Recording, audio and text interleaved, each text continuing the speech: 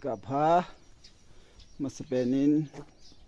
pakai là cho họ dấu xì nó bon trả vin những cả phá cái hình bò lệ tụi những cái giống exercise cái bò lên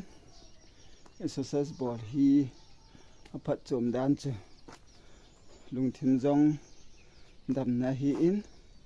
em ai đi ngang cái pa nào hin lung thiên cái pa kiểu hi loa ita sayang cái pa cái keng cái khốt thật dùng họ dấu sử dụng hin xây thil hil vang à chứ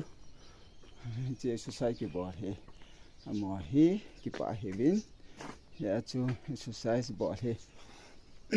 đầm thiêu nó kêu hi loa cái pa nó dòng hi in pathin to cái này hin hi chân exercise cái bò là phát chôm mga hi họ dấu xin hin dừng cả xin lệ quay time hi phát tại bò liu quay time hi phát cái bò là hi lệ hi chỉ hi ta sang exercise hin thằng họ là mà exercise này chỉ bị ham tới lệ dừng cả sẽ quay time bible xin đinh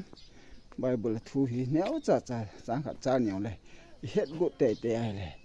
chỉ là gạo đi ngáo exercise phát tại hin kita sa ding dam thina exercise hi cái